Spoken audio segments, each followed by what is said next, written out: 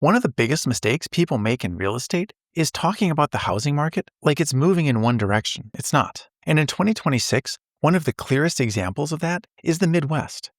If you're an agent, a broker, team leader, or just someone who follows housing closely, this matters because the national headlines are only giving part of the picture. Nationally, the market has slowed. Price growth has cooled significantly. Mortgage rates remain elevated, and buyers are payment sensitive. But in the Midwest, it's still holding up better than many people expected. According to a recent home price data, U.S. home price growth eased to around 0.7% year over year in January 2026.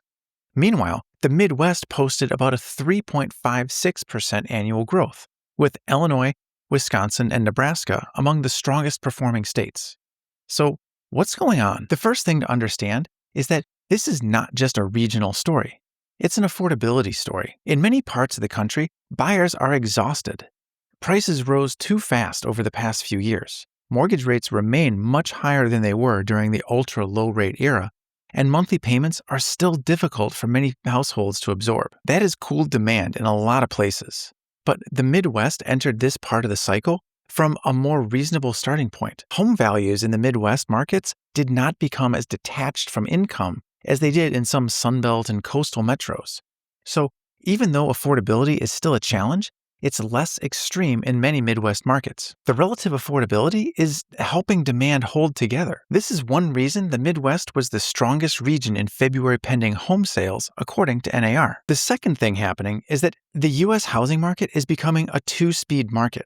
In much of the South, buyers now have more leverage.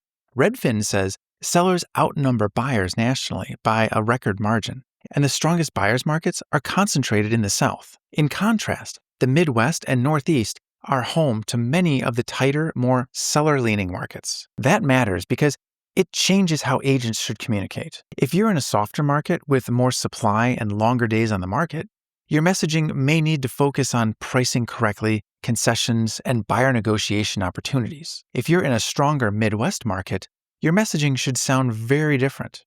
You may still be dealing with affordability challenges, but you may also be working in a market where well-placed homes move, inventory is still relatively constrained, and local demand is more durable than the national story suggests. This is where I think a lot of professionals miss the opportunity. Too many agents repeat national headlines without translating them into local meaning. That's a mistake, because consumers are searching with local intent. They're not just asking, what is the housing market doing?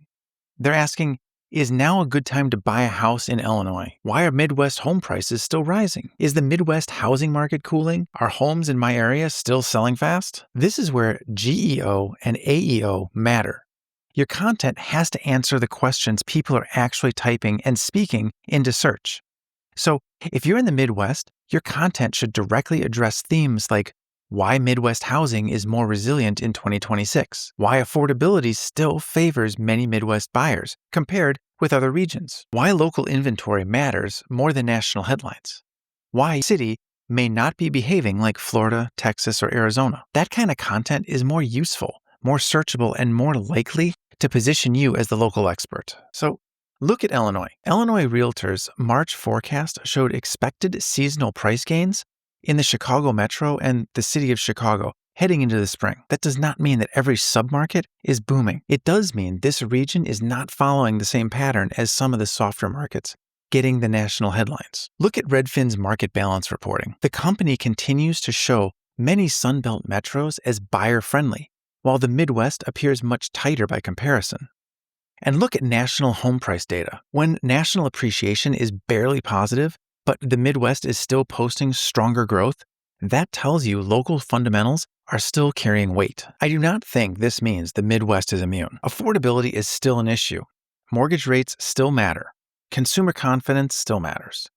If rates move higher again, that can slow activity anywhere. NAR has already warned that higher energy prices and mortgage rate pressure could reverse some recent improvements. But I do think this means the Midwest deserves more attention in real estate conversations this year. For buyers, it may represent one of the more rational parts of the country to shop in. For sellers, it may still offer stronger positioning than they would find in some oversupplied markets. For agents and brokers, it's a reminder that local market expertise is becoming more valuable again. The easy content in real estate is national commentary. The valuable content is local interpretation.